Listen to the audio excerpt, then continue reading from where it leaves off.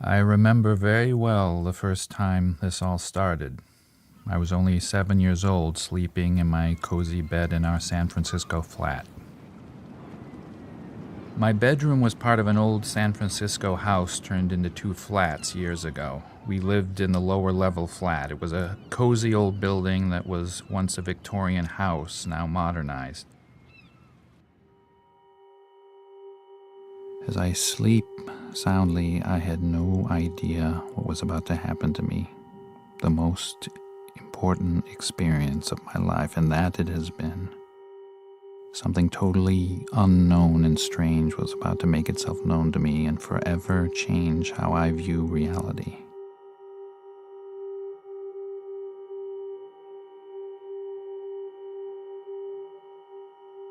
My life at this point had been average for a boy growing up in the 50s. My parents both worked and I went to school. I was an only child with no brothers or sisters. I had a large bedroom to myself that looked towards playland and the ocean. My interests were different than most kids my age. I had my eyes on the stars. I loved astronomy, art, science, and music. I still joke today that my first football was a telescope. I always wondered when I looked up at the night sky what was out there. This night, I would find out.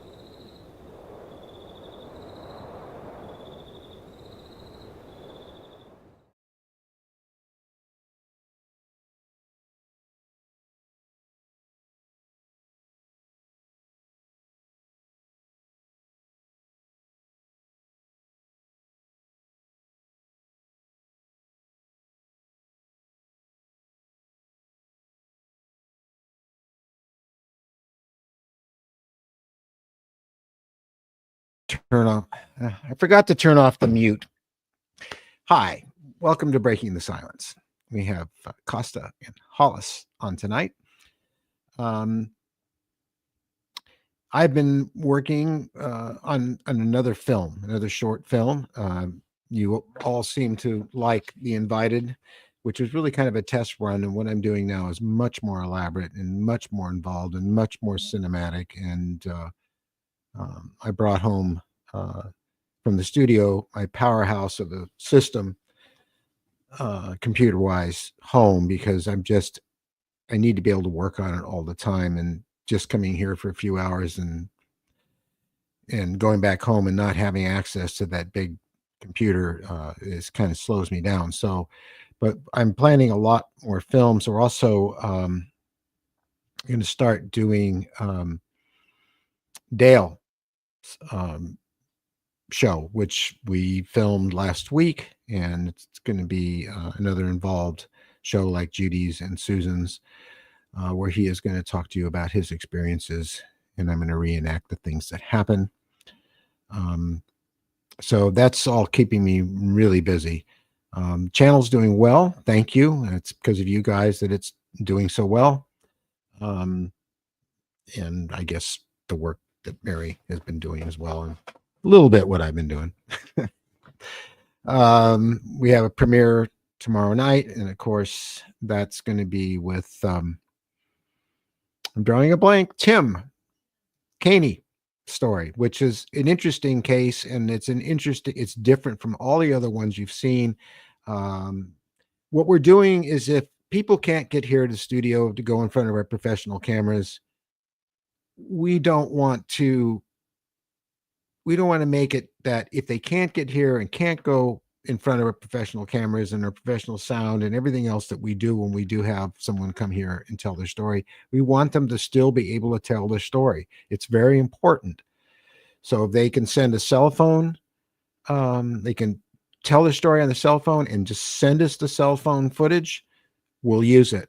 If you do it from your laptop or your desktop and you got a camera, we'll use it. If you have someone film you with a decent camera or even a not so decent camera, we'll use it. I always have a way of making the footage work. And what I've done with Tim is he shot vertically, the vertical way, didn't do landscape.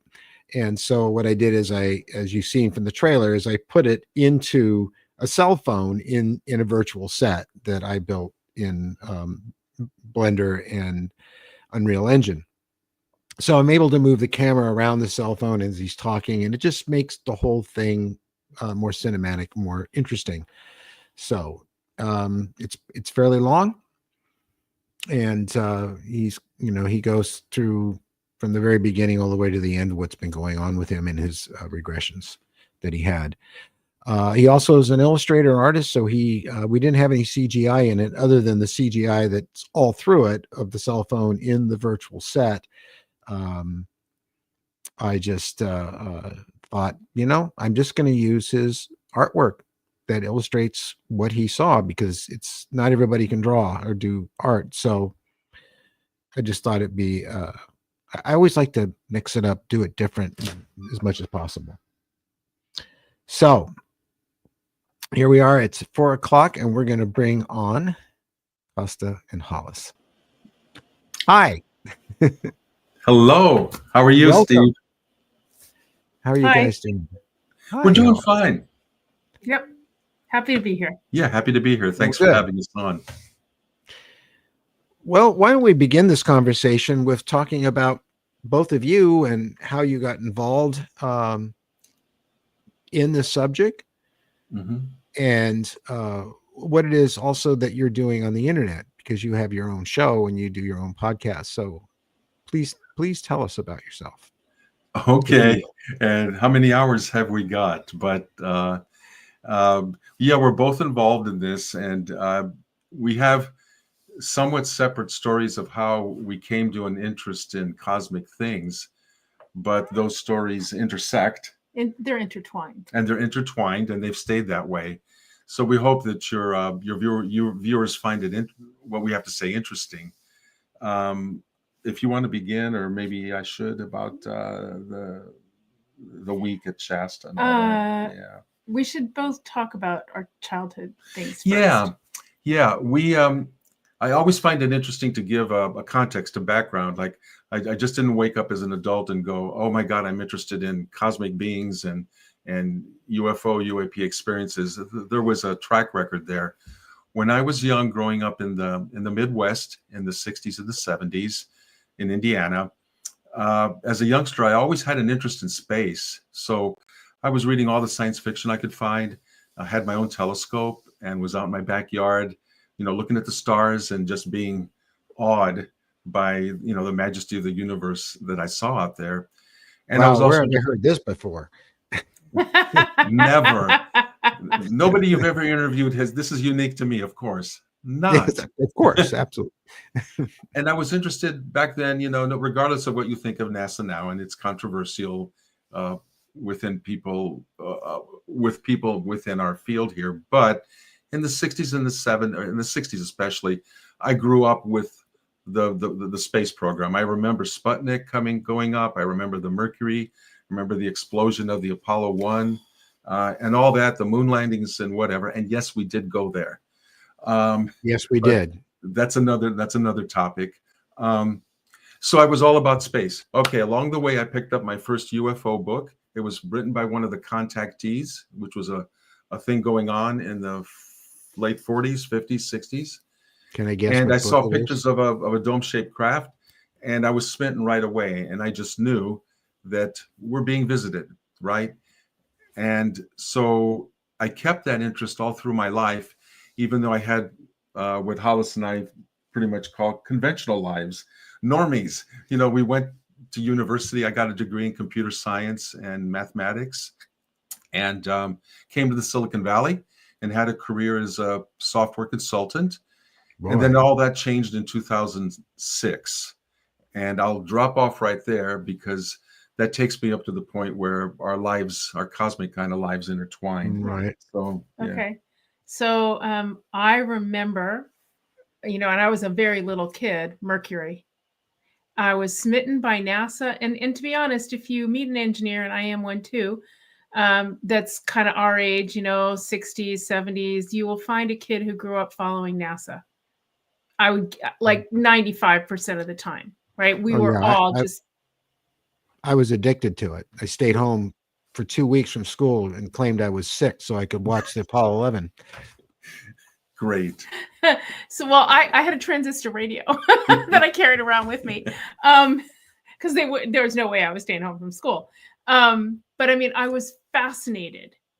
And the only, not NASA thing that I had at all was whenever it first came out, I think I was 10 or 12. My dad, who read widely about everything, he bought Chariots of the Gods, and he thought it was cool. So he gave it to me, and I thought it was cool. But I mean, that like, oh, this is possible, like, oh, maybe we're not alone. But that was it. That was the whole end of that thing.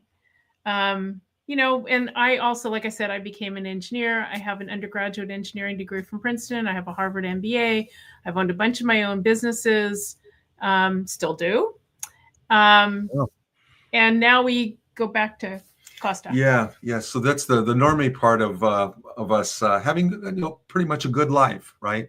And so we were married, and in 2006, I discovered CE5. Try putting the word UFO, which I did at the time, into the search bar, and you get a million results. Well, I found a group that, as a result of doing that, I found a group at Mount Shasta in Northern California, which is about 4.5 hours north of where we live in the San Francisco Bay Area. And this group was teaching people to make interactive contact, the close encounters of the fifth kind, with StarCraft. And I was just so excited. I had known people all my life who had encounters, but they were passive. I didn't realize that you could try to proactively reach out. So all the tales that I knew were from people that I trusted who had craft come over their car and hover and stop the engine, classic kinds of experiences that I believed because these were my friends and relatives. But to be able to make your own contact, I was excited. It was a week-long thing. And I said to Hollis, look, I want to go there and try this out. Is this for real? Can we really summon UFOs? And, what she said to me about that was, I'm sure it's real, but it's not part of my life. I have a business to run. Go have a good time. Yeah, and I've discovered in the years since that among couples that Yeah. are partnered in whatever way, it's usually one way where it's one person's interested and the other is not. And I've seen marriages break up over this, and Yeah. and, Oh, and yeah. strife all happen, as well as Mhm. in a family. When somebody comes out of the closet, you suddenly discover reactions are quite different, right, among people that are close to you. So I was really happy that Hollis said, go have fun. She doesn't see what it has to do with her life. Well, during that week, every night we were going out, and yes, we were making contact. We learned how to, when the lights in the sky were there, and they're still very interesting. We learned how to identify what's normal, air traffic, stars, planets, um, uh, other things that are explainable due to the weather. And then what's left over is what we were seeing night after night, and lots of it, including orbs in the trees close to us. And this was fascinating. So during that week, I had 3 experiences that changed my life. I'm going to just tell you one now in detail that involves both of us. And that is that I was calling Hollis every morning. She was back in the Bay Area at home running her business. And I was telling her what we had seen the night before because I was really excited, like a 5th grader. And it was all new. And about the 4th or 5th morning, when I dialed her up, ready to tell her about what we'd experienced the night before as a group in the sky and around us, she just stopped me cold and said, Wait a minute. I've got a story for you. So it had happened the night before. I was sitting in bed reading. And, like you do, you close up the book, put the book on the nightstand, turn out the nightlight. And, you turn around back towards like the foot of the bed so you can scooch down and roll over. Okay. So I turned to the foot of the bed. And what I should say is I have very good vision in very dim light, like not normal. It is not psychic at all. It's not clairvoyance. It's a separate thing. I just see very well in very dim light. So I turn around, I'm looking at the foot of the bed, and there are these 4 little beings standing around the foot of the bed looking at me, and maybe a 5th one a little farther away off to the right. Now, what I have to say, I'll describe them in a second. What I have to say is there was this overwhelming, like waves of love coming at me. Like, if you pick up your beloved cat or dog, or even a human sometimes, you feel that love, right? It's coming, it's in your heart, it's around. Okay, that's what I was feeling. But these beings were standing around the foot of the bed, which meant they were 7, 8 feet away. And they were 3.5 to 4 feet tall, translucent white, large heads with that pointy chin thing. I couldn't really see features. Skinny little neck, narrow shoulders, skinny arms, narrow torso. I assume they were bipedal, but I don't really know because the foot of the bed was in the way, right? So I can't see anything like I'm seeing with normal human vision. It's just, in dim light. And I'm shocked. Like, not afraid at all, but shocked. Like, nobody told me this could happen. So my mind froze, and my mind doesn't do that. Like, my mind doesn't ever go completely silent. And then I hear this very sweet little voice go, "Who are you?" Really? And after a while, I thought, like, I was like, oh, I should ask them something. Like, it never, like, again, I was just shocked. And the only thing I could think to ask them was, where are you from? Better question, how'd you get here? But, I was doing the best I could at the time. Being an engineer, you'd think so. exactly. Anyway, so here's what I hear. And I should back up and say, I was not interested in stargazing. I was not interested in astronomy. Nothing. Like, here, the moon, the sun, we're all good. Not even the other planets. Like, just not interested. NASA. Yeah, NASA. But I mean, anything that was beyond the solar system, so not interested. So, what I hear again, this sweet little voice says to me, Arcturus, with that, cadence, the voice going up and down. And I mean, which makes it easier to remember. So the next day, when Kosta says, what happened, I tell him this, and I said, is that a place? And he said, yeah, having been the one interested in astronomy, I said, of course, Arcturus. It's what they call today a hyper red giant in the constellation, and my Latin sucks, which is Butes, I think. I don't think it's Latin. Yes. It's not Latin. Yeah, it's a real marker in the sky. Yeah, and you can see it visually, and subsequently we've well, now I know, but now we know. But I said, yeah, it's a for real place, and she should mention that they faded out. I think right. Like a little bit after that, they just kind of faded out. Left me sitting there, and I went, okay, that was weird, and I, rolled over, and went to sleep. Yeah, this is what I love about that's her. very common. That's very common. You just rolled over and went to sleep. I mean, I hear that all the time. Okay, good. Well, there'd be people. Some people would have their hair on fire. I've met, and I might have been one of them. They've got a lot of hair. So right. If I had that same experience, I would not have been as composed as she was. I think. But what was I going to do? Not much. So I might as well go to sleep. And if you watch the beginning to the show, that was a clip from the movie that we made back in 2017. But something is there, and it's a pretty long film, and it documents many of the things that happened to me. And that little boy was me, and that's exactly what happened to me. That was my first real strong memory of having that happen. And I wasn't really afraid until the lights moved, and I knew that they found me. I mean, or that they knew that there was an intelligence behind it, and there he is, and that spooked me, and I hid underneath the desk. But when I saw the being and stuff, I mean, I wasn't terrified, I was kind of in awe and just, what the heck is this? And being a weird kid, I was okay with it. So I didn't burst into flames. So well, here you are, that's yeah, sure. But it can be very I can understand disconcerting at people times. being freaked out, but like I said, there was all this love. Mhm. Yeah.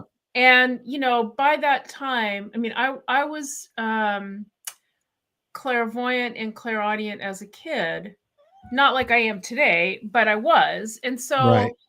weird stuff happened, and I knew stuff that I wasn't supposed to know.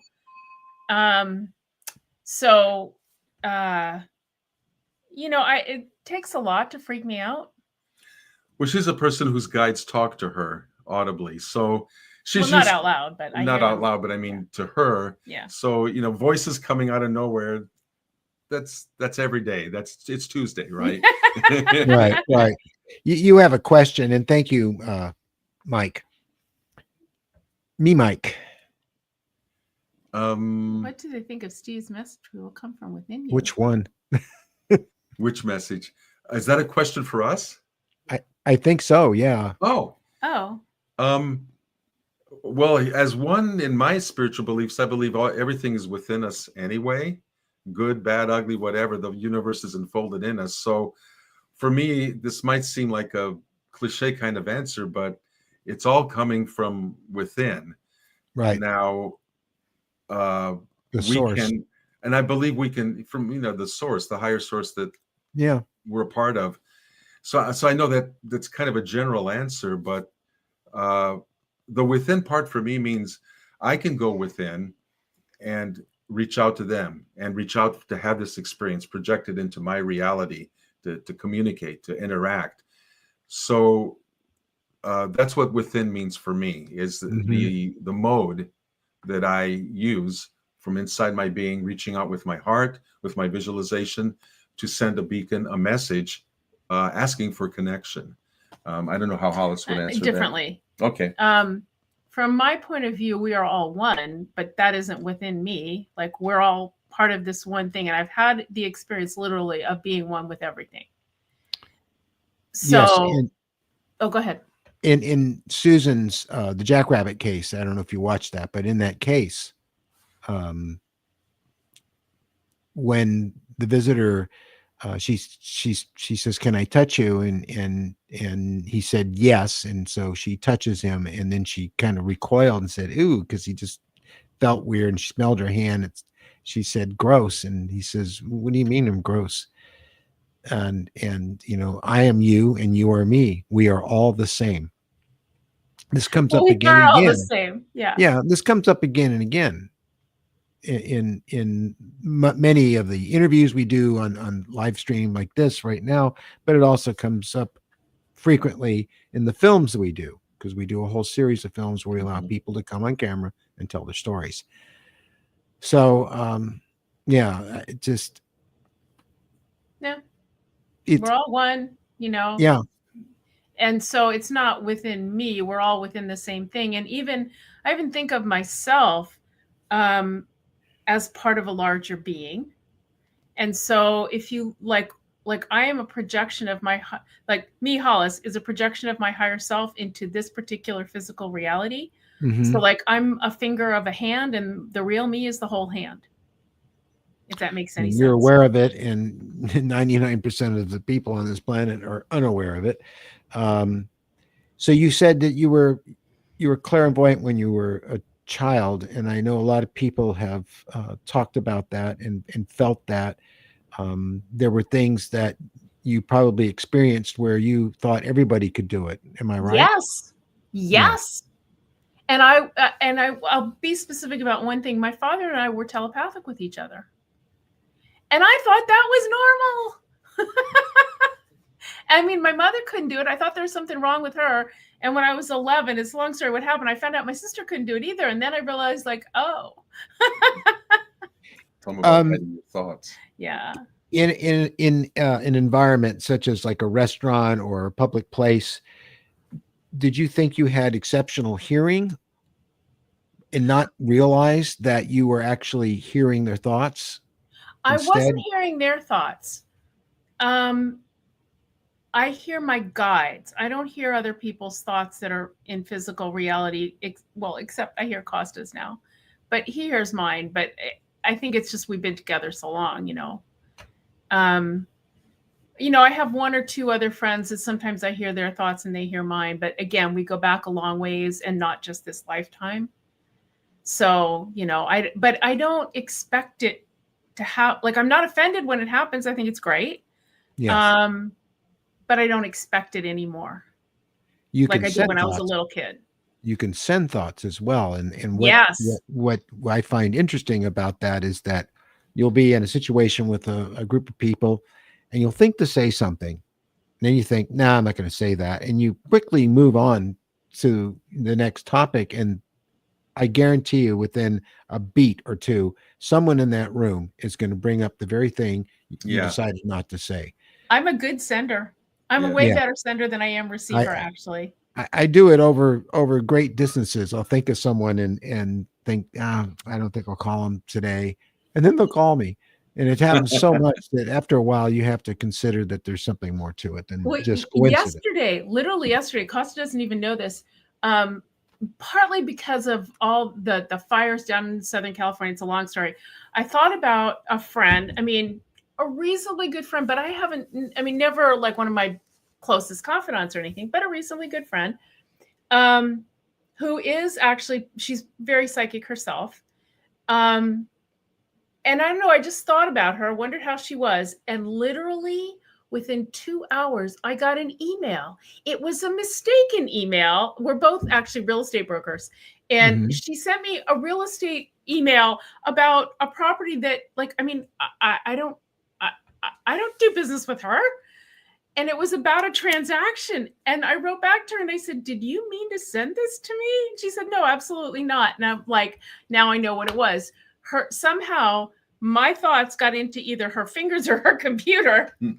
And she reached out. So we had a little exchange, like, hi, how you doing? Whatever, I'm fine, whatever. But you can't make this stuff up. No. Well, we're all plugged in. There's what the visitors showed me, and I did an illustration of it, is this web that we don't see. This that connects everything clear across the cosmos and into other realities as well. And literally what we think even if we think, terrible things, it acts like a shock wave, like a ripple. It goes all through the web and affects everything else around you, which is why we have a real responsibility to be as kind and calm and I thoughtful agree. as possible, And because we are connected to that, what I call the cosmic web. yeah, So If you have a drawing, I'd love to see it. And for like 28 years, believe it or not, there was a psychic lab in the engineering school at Princeton. Did you ever hear about Princeton Engineering Anomalies Research? no, I have not. Oh, The you need to. Paralab. The Yeah, the Paralab. Paralab, right? PEAR. The founders of it wrote a book called Margins of Reality, and they have data showing that basically your thoughts do affect reality at the Oh, yes. margins. But I mean, it's data. It's not, and I mean, I got to play with some of the equipment that you could affect. It was really fun. Anyway, so it's true. It's been measured in physical reality any number of times, like the Masaru Emoto work on water, about sending energy into water. Do you know about that? Mhm. Yeah. So that's Yes. another Oh, yes, example. absolutely. Right. I'm trying to find that picture for you. Okay, cool. But and then there's the double slit experiment, which is, Right. Right. that's really, The classic. very significant. Oh, here we are. Let's see.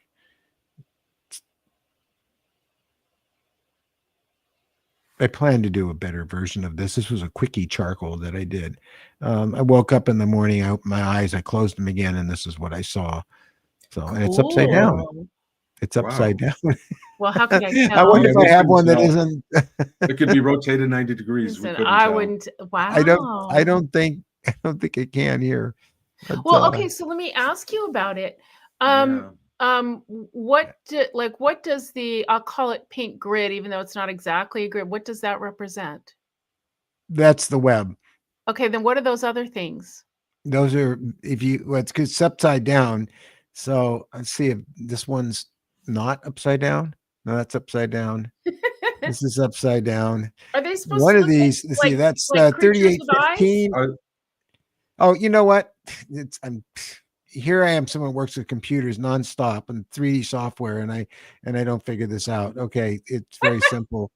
All I have to do is go in here and say rotate. I think those may have been, they look like faces, like heads. When I knew to turn it upside down, I thought, oh, maybe rotate it's to the maybe right. their faces. Maybe that worked. That disappeared. There it is. No, so we want to rotate it Gotta one more love time. technology. Rotate it to the. Where is it? To the right. I think that did it. It's hard to tell when you're in StreamYard like this and everything's really small to look at. Let's see. Yes, there. There it is. Oh, So now you can see the little yeah. faces. Now I see them. And as they were peanuts. moving.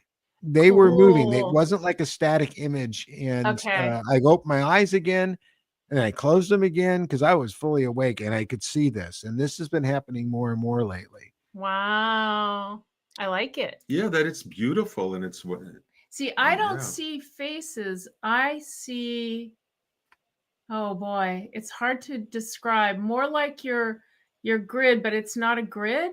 Mhm. And it goes every direction. And I know It does go every direction. Yeah, that wasn't something I could really show. I will do this eventually in 3D, Yeah. but it goes everywhere. It's Okay. 360 degrees, up, Okay. down, right, left, in and out. I get it. No, I get that. Yeah. Okay. Okay, cool. Thank you. And we're all connected along it. When speaking of that connection, we theorize concerning the experience we talked about where she had the visitation in the bedroom. We theorize that because of the activity that was going on where I was 4 hours away, making contact, the Arcturians, our friends, followed some energetic connection from me to Hollis because Well, that makes perfect sense. I mean, that connection's always Right. there. And why everywhere. else would they go, who are you? Yeah, like why would you show up in somebody's bedroom and go, who are you? Right. Anyway. If you didn't have kind of like a trigger, maybe finding me up there and and seeing the strong connection. I'm talking to her every morning. We've been together a few years, and we're very well connected. So yeah, they probably had some time on their hands. Let's go follow the end of this link here. Well, they had some time on their hands. I mean, you know, I'm they look at find time time, rather right? differently, and Right, they to certainly have a find that. mastery of it. I'm, you know, because Earl Grey Anderson calls it the Oz effect, and whenever I've had an experience with them, whether it be the craft or them in person, it's always dead silent. It's, you know, that's why that whole sequence you saw at the beginning is silent, because which confused people because they Oh. thought something happened to the sound. It's like all I could hear was my breathing in my heart. That was it. Wow. And I was 47th Avenue, which was only 2 or 3 blocks away from the beach in San Right. Francisco, where Playland was at the time, and We know that place. Yeah, we do. buses and everything driving up and down Gary Street, and even at Right. late at night they were, and there was no sound at all. That's what woke me up. Really? Oh. So yeah, Wow. so that Wow. the more it happens to me, and the more I realize that it's like there is a suspension of time somehow, that they control the moment. So that really Okay. comes, you know, as no surprise. So have you both continued to have interactions with what I call the visitors? With Yeah. it's Whitley's fault. We're close friends, and you know, and he's been calling them the visitors for years, and it's Well, they It's a gave good us some additional labels. I like the visitors, but in I won't go into it in detail now unless you want to hear it. But I had 2 more experiences during that week, aside from this one, that well, didn't sure. involve Hollis, but they were dramatic enough. You should tell the one That about, you know, Gloria. Gloria. Okay. One other that I had during that week was one night after our group finished doing their contact work for the night, might have been around midnight or so. Most of the group drove away from the site where we were at the foot of Mount Shasta, surrounded by forest. They drove away, went home. The night was over. I think about 10 of us still hung around in the area where we had our circle and were making our contact, talking about what went on during the night, shop talk. But someone tugged on my sleeve, and they pointed to my right, and I looked off kind of to the edge where we were in a clearing, but where the forest started, you know, maybe 6 feet away, 8 feet away from me. They pointed and said, "Look at that." And I kind of rubbed my eyes because I wasn't sure if the setting moon was doing this, but it wasn't. I watched a sphere, I would say it's about 2 or 3 feet in diameter, that was materializing out of thin air, 6, 7, 8 feet away from me and from the group, slowly kind of materializing, coming on, and it was opaque. You couldn't see in it, and it was low to the ground,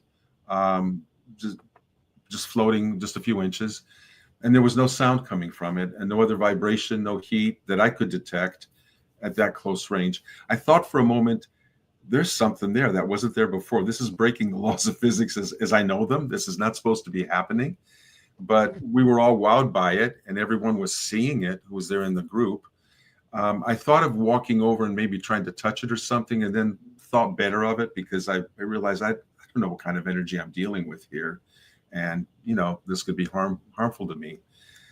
So what happened then, as we're standing there, there's a woman next to me who had become a friend during the week, very psychic, wonderful person.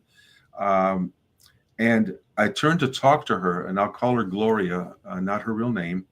Mm-hmm. And as I looked at her, she was standing straight like a board with her arms out like this at right angles. I don't know, just holding them there, like apropos of nothing, with her eyes closed and not moving and not answering me. And I realized, you know, something's going on with her. Doesn't look like it's disturbing her, because I was concerned, is something wrong? But she was just standing there silently, and I knew something was going on. I decided not to interfere, but to let it transpire and still stay really vigilant in case she showed any signs of discomfort. Then I could intervene in some way. But she didn't. This lasted, I'd say, about a half an hour. She's standing there half an hour, and we're all looking at this sphere sitting there, opaque and kind of gray. one of the members of the group across from me spoke up at one point and said, hey, I just got a telepathic message from the beings inside of that. And by the way, we think now that it was part of a larger craft, but all we were seeing was just the sphere that materialized. And that's kind of an aside. Anyway, the person who got the message said, they're telling me that they are scientists and they're here to study the energy systems of human beings. And I thought to myself, oh, great, we're someone's PhD research topic, right? It's not the first time. What's that? It probably isn't the first time this has happened to us. Oh, no, not at all. But I immediately, for me, it was a personal first introduction to what was physical, up close and personal contact. It happened in a setting with other people. Mm-hmm. There was no drama, no noise, nothing. Like I say, it just materialized slowly and we stayed quiet. And then we get this message, hey, we're scientists. Well, I guess that's how we'd expect scientists to kind of show up. No drama. No drama. They don't come screeching in a hot rod, popping wheelies and, blowing smoke and burning rubber, to use. Right. Sure. And no one thought to take a picture, of course, because you don't. I didn't have a camera, but we had been taking pictures and. Yeah, but it's just not on your mind when this is happening. No. It's all here though, but you're right about that. I know. And this drives the skeptics, crazy because if I was there, I would have taken a picture. Well, you don't know that because you weren't there and you don't know what it's like. I mean, you literally, when something that amazing happens, you don't want to take your eyes off it and you want to take in the moment. So exactly. You're so absorbed with that you could have a camera in your hand and you will not take a picture. And I don't care how many people hear this and say that's BS, but it isn't, because not unless you're in our situation, you're not going to know that that's true. So. Well, you said that better than I could. And that's actually the case. I mean, for half an hour, I didn't think of taking a picture because I was taking everything in, my eyes, my ears, the sound. I have my friend here doing this number, not moving. So I'm immersed. Yeah. At the end of the half hour, she started getting a little bit unsteady. And I looked at her and I said, are you okay? How many fingers am I holding? And she said, I'm okay. I'm just a little bit disoriented. So I asked her, hey, what happened? And she told me that she was approached telepathically by one of the scientists who asked her, may I merge with you and study your energy system? Now, this was all going on in the silence that, none of us knew about this. This was internal to her. So they approached her and said, may I merge with you? And she said, to her credit, she negotiated, Steve. A lot of people, like I say, would run away when they get a thought like that and this thing is happening around them. They might want to run for their car and drive away and go home and cower under their bed. There are people who will do that, and that's okay. Everyone has different reactions. But she negotiated, and she said to the being, I have 3 conditions. Number 1, I stay aware of my surroundings. I don't want to be knocked out. And the being agreed to that. And her second condition was you leave when I tell you to leave. And the being agreed to that. And her third condition was no messing with my sex equipment, with my body, no probing, none of that stuff, the classic stuff that everyone hears about. And she wasn't being flippant about it. She was serious and going, it's like, just there are limits here. And the being agreed to that. So really what was going on during that half hour is she was being studied, scanned, studied, whatever. And then when she got really unsteady is the point where she had said to the being, it's time to go. Being left, and she was on her feet and back to fully being with us instead of maybe just partially. So that was her story. And I was there, and yes, skeptics can say people can make up all kinds of things, but I don't care about proving anything to them or anyone else. I don't either. It's just not even in me. I like to debate. You have a question too. Yeah. What did what sound like? there was no real sound to this whole experience, other than us murmuring to each other. We humans just saying, "Do you see that? What's it doing? You know, what's that look like?" Right. And then the guy speaking up and saying, "I got a message. Here it is." No vibration, no sound. Yeah,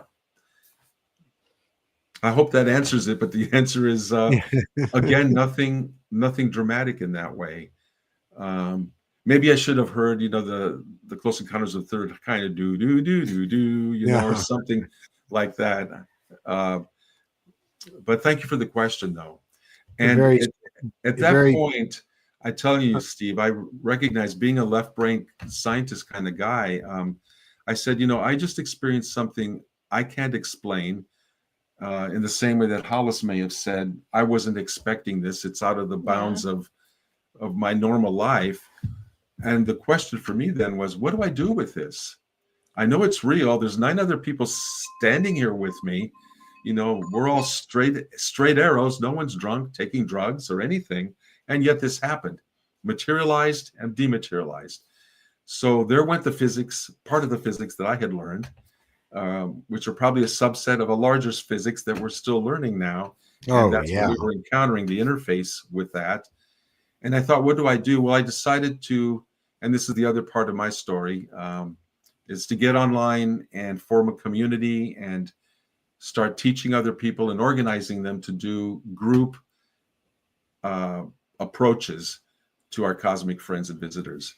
And there's some follow-on with this, but I'll let Hollis talk. And to add to what you said, we will never stop learning. Right. Because it would be pointless if we ever knew everything, which we kind of do on another level, but that's a whole other conversation. But we do, the but we learning don't have experience, access to it all. the exploration is very important. It's what keeps us going. We can know anything, but we don't have access to it all. It's certainly not all at the same time. No. It would be overwhelming if we had access to it all at the same time. And thank you, Lynn.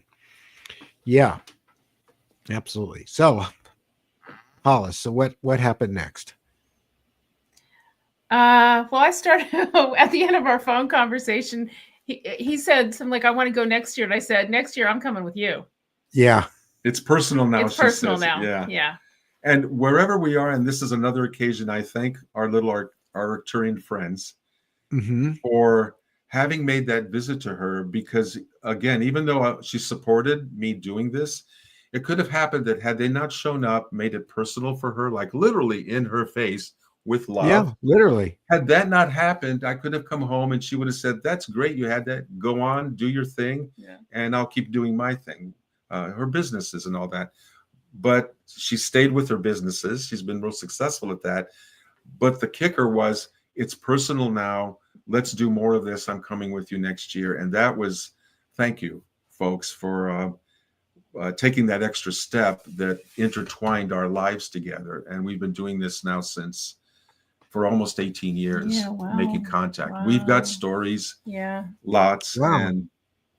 and have met hundreds of amazing people like yourself who have stories that are even more dramatic than what we encountered. I have to say, it just runs the gamut, doesn't it? So you get together with a group and do CE5s or meditations and try to all of the above. All of the above. And I'll tell you what particularly inspires me about doing that. It's not just going out and seeing the lights in the sky or making, because the contact comes in many different ways. And folks show up on the ground, and the folks show up on the ground. That's happened with us. And the electronic phenomenon happens and things turn on and off and flicker. They have so many ways to make the communication to be interactive. Well, sure. Based on what you can handle and maybe what your modality is like. And that's good. But what was inspiring for me was that about 4 years after I had that initial 1 week of learning, and she had her encounter, Hollis does some channeling, and she has not only her earthly guides, but at one point where we were talking to her guides, our ET friends, our Star People friends came through. And by the way, they said, don't look on us as gods. You know, we like the word star people, not aliens. Yeah. And they also said, think of us as family because we're elder brothers, sisters, and cousins. And boy, that really framed things for me. That made it friendly and loving. And the beings that we're in contact with are those of that vibration. And what's very interesting about that is it's very indigenous talk, Native American talk. They have always referred to them as the star people, and or sometimes the sky people, but I believe it's the star people, and it has been the star people going back a couple of thousand years or more. And it was very open with them. Yeah. Nobody thought twice about it. Nobody, said, "Oh, you saw star people last night. Oh, geez," and laughed at them. That was never done within the tribal people. It was all over the world. It was very accepted. Yeah, part of the culture. It's only our culture that makes fun of it and laughs at it and is cruel about it. And but I think that's on the way to changing. We're part of that change, and we are, all of us, crowdsourcing disclosure. And when we realized what part can we play in this, during that session where they came through and said, call us star people, we're elder brothers, sisters, and cousins, my question to them is, okay, look, I've got a day job, got to pay the bills and all that. I love it. Yeah. But, how can I help you at the 20,000 foot level? You have the bigger plans of how you're approaching us. I want to do something because this is pretty cool.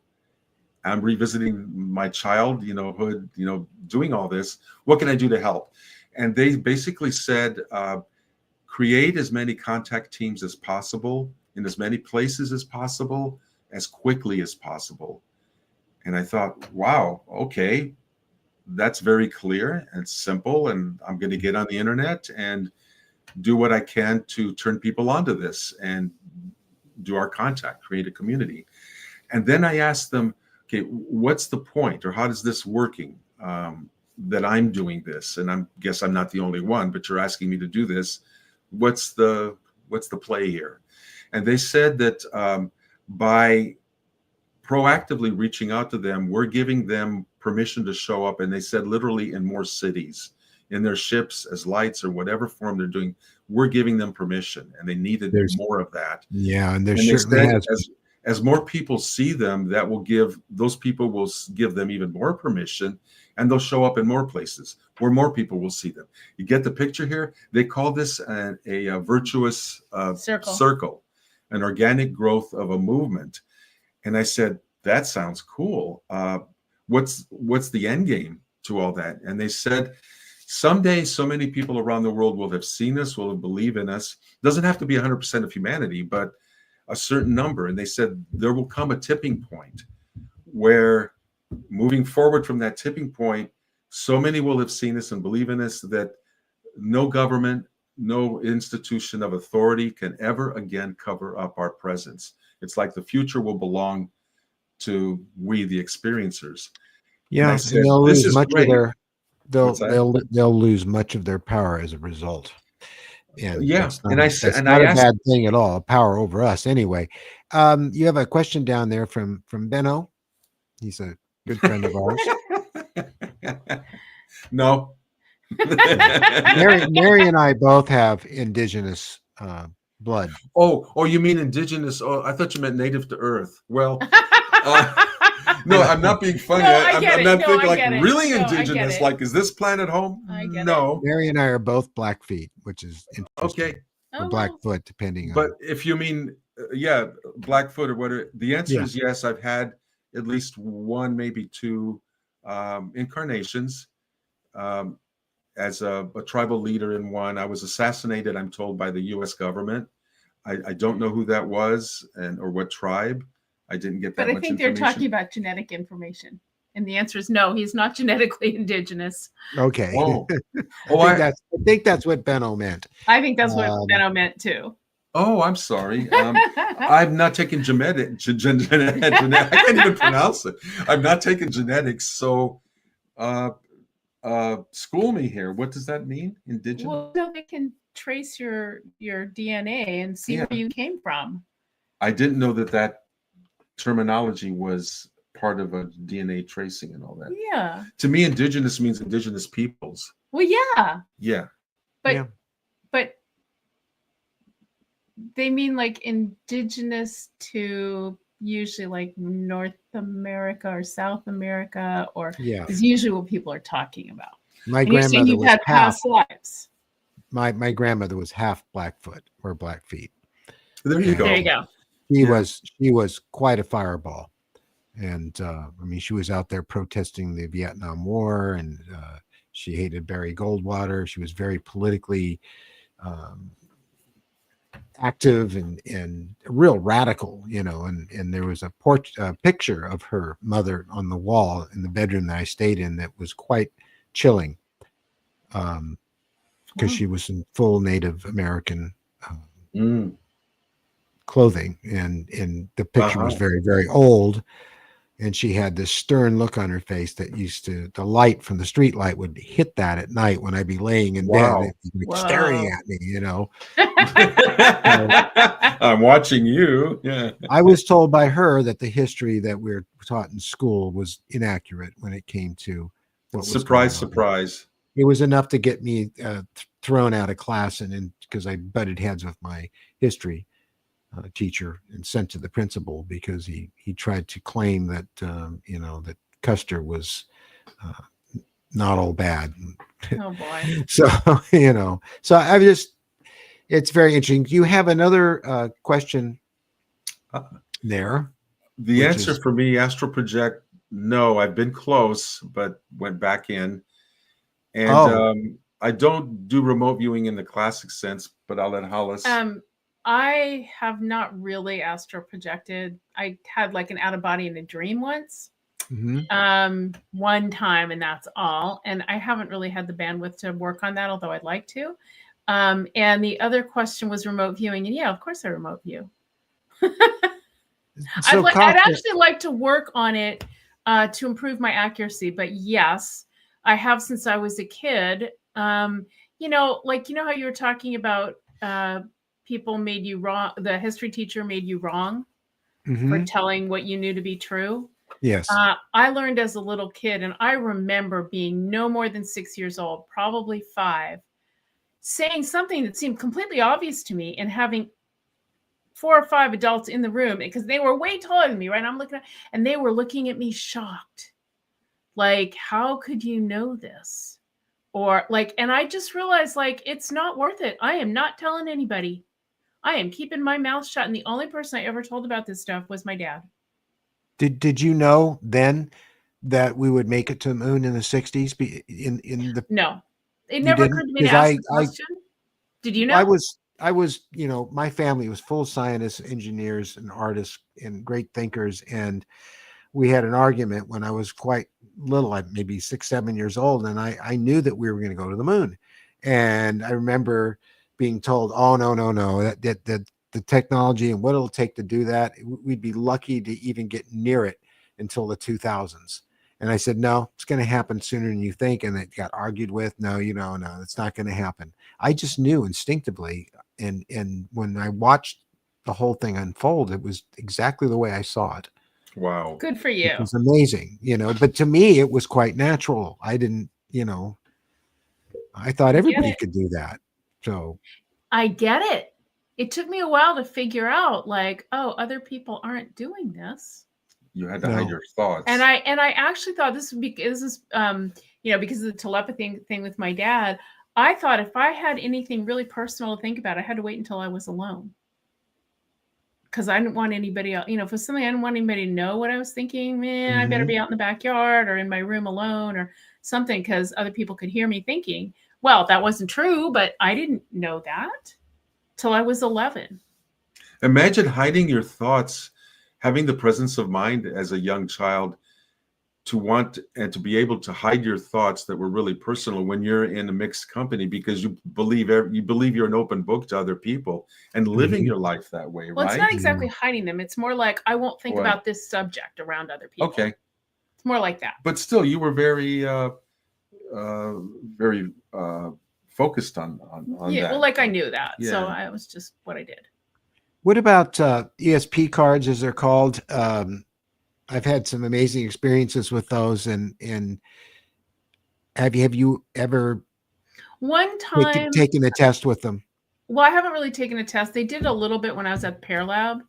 Mhm. And yeah, that was fun. Yeah, I wasn't right all the time, but I was right a fair amount, you know? and if you want to be right almost 100% of the time, I learned very early on that the minute the person looks down on the card before they even ask you anything, the first thing that hits your mind is correct, and it will Cool. be correct. It'll be correct 10 out of 10 times. And if you hesitate for 1 minute to think, I can't really do that, there's you have any doubt, Mm.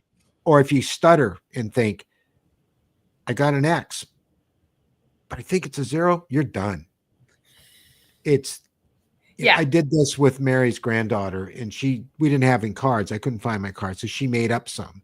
Cool. She's 9 years old, and she Oh, got some paper, cool. cut them up, and she put an X on it, wavy lines there on it. And while I was washing dishes, she did it to me, and it was just so much fun watching her, slam her hand to her head and go, "How can you know this?" And then so when I did it to her, I said, just the first thing, and she did very, very well. And then she'd miss one, and then she'd miss another. And I'd ask her, I said, did you think about it for a second? Did you hesitate? She said, yeah. But, I think everybody, has that capability. It's just, Absolutely. you have to believe that what you see, and it manifests in your mind, and it may not be an image, but just this sort of shape. And it's the same way it works in remote. It's technically, that is remote viewing. Yes.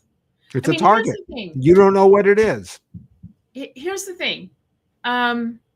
Everybody has their own combination of psychic abilities.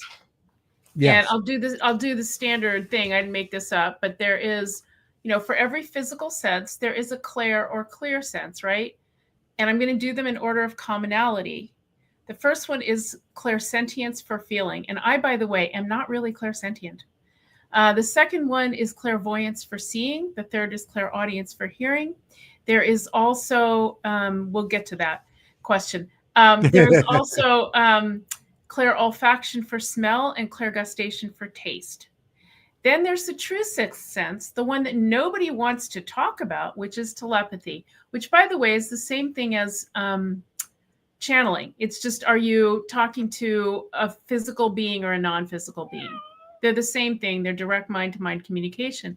And each person has his or her own set of like what ones work better for them, right? Like I said, I don't feel anything. Like I've had people always ask me, like, what do you feel? No. You don't want to know my feel.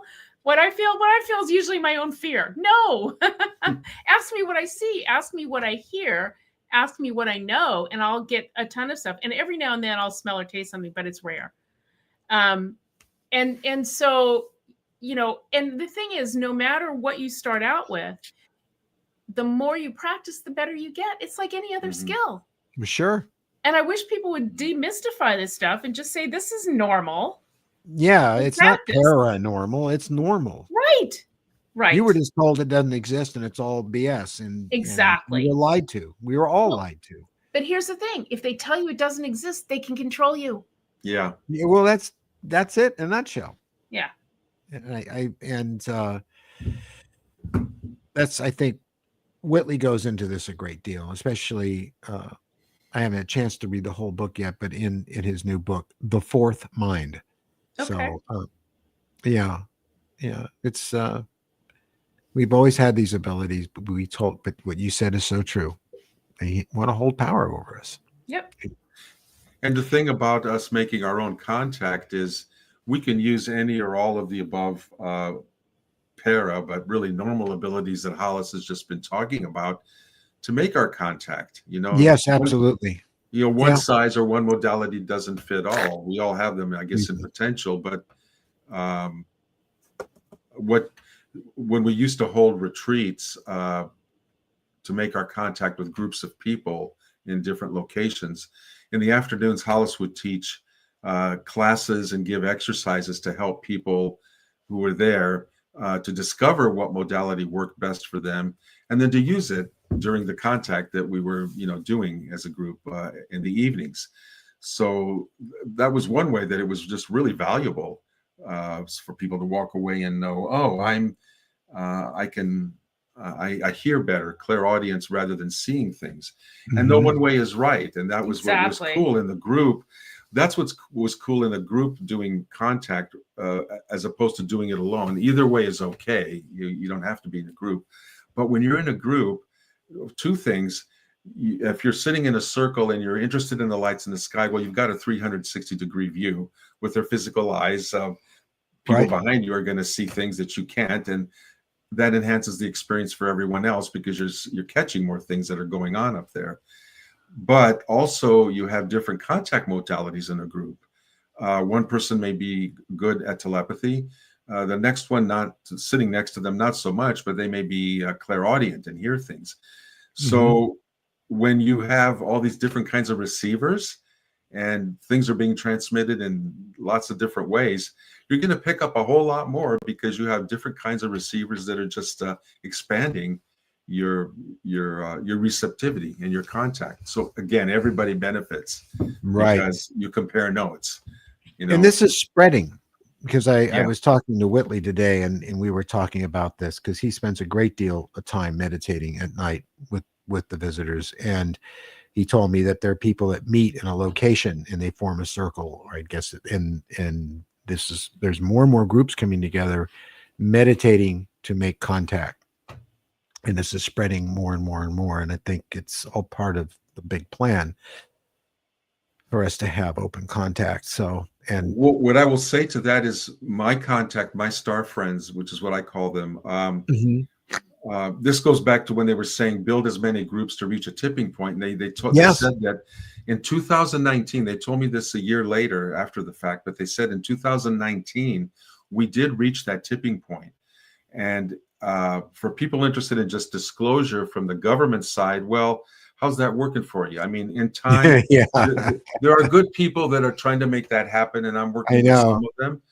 But in the meanwhile, we making our own contact over the years in groups by the hundreds, by the thousands, all over the world, created a tipping point in 2019. So really moving forward, we own the future, we experiencers. And my star friends said to that point that our movement, which I call the people's disclosure movement, because we the people are doing it, not a government, not a Right. church, no anybody else, but we are like they gave me an image, which is we're like a snowball, our movement rolling downhill. It cannot be stopped now. And that's what inspires me to keep going, because we own the future in that way. And there's thousands of us. You can't take out one leader over here and then a movement collapses. We've watched how that happens. This is like whack-a-mole. They can, the powers that be that want to suppress this can suppress it here or there, but 10 more people will pop up because, as you were Oh saying, yeah. Steve, No, this is it's out going of on all control. over the world. We're crowdsourcing this now. It's unstoppable. And first contact, first full open contact is what we are. We don't know the timing. I don't, above my pay grade, but I'm confident that the more we're making contact and the larger our movement has become, it's unstoppable, we're bringing the time closer, because the star people are waiting for us to raise our consciousness as part of one of their parameters of like, are they ready yet? Are we ready to Raising like our vibration. Yes, the exactly. vibration? Are they Yeah. ready to accept more? So half of that depends on us, the full We open still have contact that. that we want. We still have that question down there, and this is probably the best time to ask questions. I see another couple here. Okay. Do you believe in free will or fate? Yes. That's an interesting question. Well, okay. So what it looks like to me, like when people want me to look out into the future for them personally.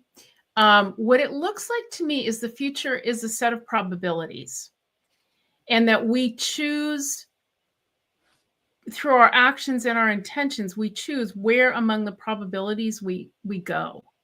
So it's not one or the other. It's kind of both are halfway in between, if that makes any sense.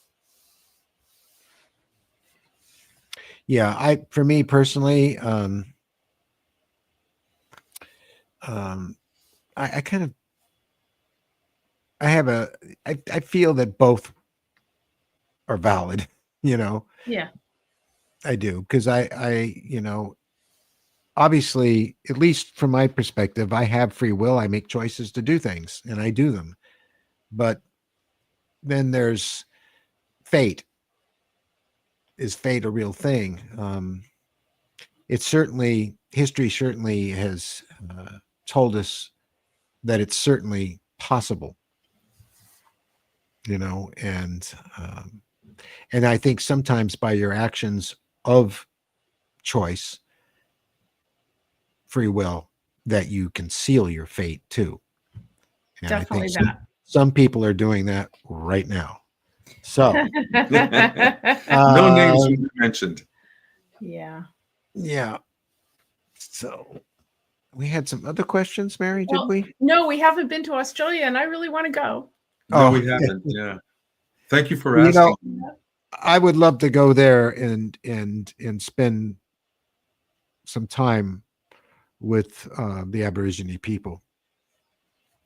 You would learn a lot We about have, and Benno, our of course, people. Benno, but they, they like our people here, indigenous people here, and in South America, they all were connected in a time before we had the communication technological abilities we have now, because they didn't need it. They were aware of each other's tribes.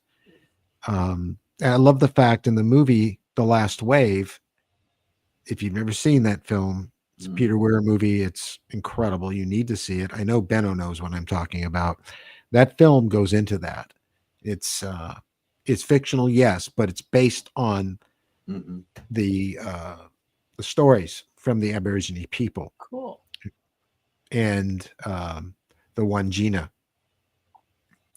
So yeah, I highly recommend that all of you see that movie. So I will say that there are a lot of CE5 groups in Australia as part of the network, and they branched out and created networks within networks, from what I'm told there. So even though we haven't physically been there, we've made friends with people who are active there, and it's just wonderful to see. Wow. Well, this has been an amazing conversation. We're going to have to do this again, and I'd like to hear more of the stories, more of the encounters that you've mentioned. But I just think it's wonderful what you're both doing, and I think everyone who's listening should really consider trying to openly make contact, either individually or getting together with groups of friends, family. When I say family, I mean like you two are family. It's beyond friends. It's really a family, and we're all coming together in this community. And if we work together and we do what you're doing, and it looks like we're going to be doing some of that tomorrow night with Whitley himself. So I think this is going to push this more and more into the forefront of one of the greatest moments in human history. This is the greatest moment. Yeah, it is. Everything gets overwritten when we meet the cosmic civilizations. That's exciting. It's an honor to be alive at this time. It's difficult to be alive at this time on this planet. Yeah, for any of us, it's hard. It's hard, but other people, I don't know if Whitley talks about this, but other people have talked about how when the greater beings out in the cosmos saw what wonderful things were possible for Earth and the transition that it could make to like a golden age. There were billions of souls that wanted to incarnate and be part of that, despite the darkness, the hardness of it, the evil, but And with that's the us. promise. And I guess we got the e-ticket. I don't Yeah, no, that was us, because it goes back very far, especially back in the 90s when I was working with Yvonne Smith and I was having regressions, and but I even had at a MUFON meeting one night in the dark, waiting to get up and give my presentation to the crowd there, waiting for the first speaker to step down.